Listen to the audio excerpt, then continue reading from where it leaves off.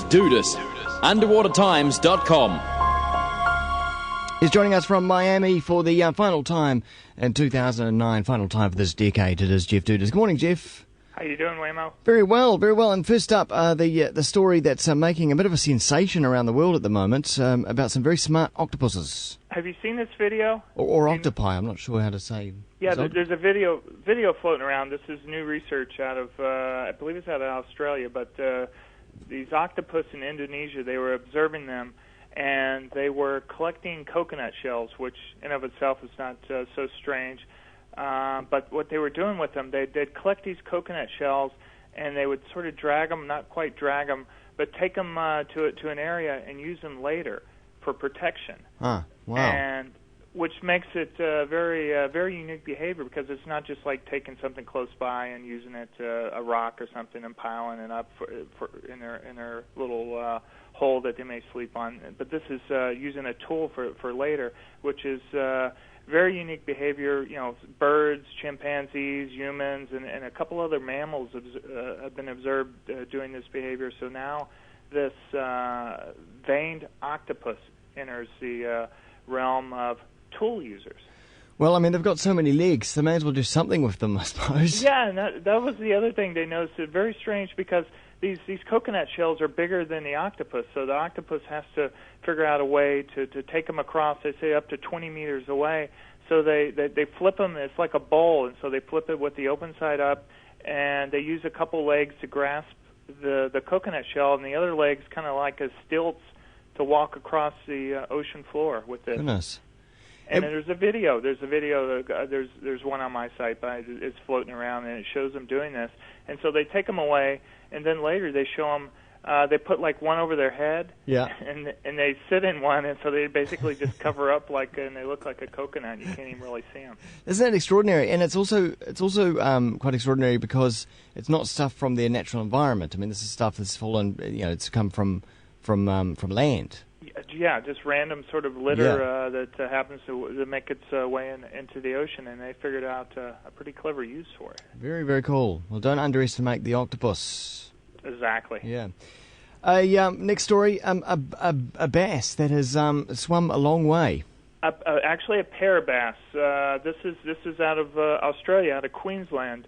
They're all over the world. They have these sort of breeding programs where they released a couple bass near the coast, and they tag them just so they can track them and see how they do over the years. Yep. Well, these bass were caught 260 kilometers away, and they figured out the only way to get there, these bass had to swim all this way, but they had to leap over a 36-meter dam wall. Wow. What? No one can figure out how they did that. So that's not like swimming up, that's swimming down. Down. Well, that's like swimming, like jumping over. Oh, wow. So, there was a dam in the way, basically, of their way, and so, they naturally, which is the other curious thing, naturally, these wild bass will do the same thing, will make the same journey, so they can breed in this estuary. So, somehow they figured out, actually, I think you're right, they did jump down, now that I think of it, so they sort of mimicked the natural way of these bass, which, again, sort of strange how they could figure out this is the way to go, but sure as heck they did it. Although I guess that does, the fact that they could jump down, but I wonder how they end up going back, because no doubt they probably breed upriver. Well, see, that's the thing. They say, well, now they're hanging out in the estuary, so they'll try to make their way back up. So they'll watch them and see if they can do that. Crazy. And finally, turtles, flatulent turtles, Jeff. This is a story out of aquarium in Great Britain. They evidently every year they feed turtles Brussels sprouts to give them a treat, the holiday treat of Brussels sprouts. And they did this last year, and they fed this turtle Brussels sprouts. And in the middle of the night, evidently this turtle started getting gassy and was releasing all this gas, and all these giant bubbles were going up in the tank, and it set off the overflow alarm on the tank, so a guy had to come in the middle of the night and figure out what was going on. So they did it again this year. They were planning to feed them Brussels sprouts again, but this year they decided to lower the level of the tank 6 inches, so all these bubbles and such won't do this again. Hey, come on, everyone likes their own flatulence in the bath, right? Right. Turtles won't be any different. Well, they say that this.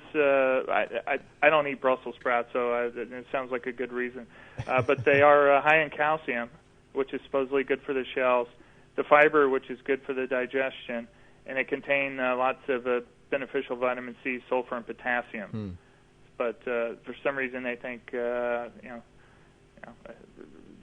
this would be good for the turtles, but I don't know. I stay away from Brussels sprouts myself, so it sounds like a bit of a cocktail, really. I don't know how I don't know. It didn't mention anything about a smell, but I imagine too it's not pleasant around there. No doubt. Well, on that smelly, flatulent note, that wraps up underwatertimes.com on Kiwi FM for another year. We hope to talk to you in the new year, Jeff. Will do. And happy holidays and Merry Christmas. To you too. Thanks for having me. See ya.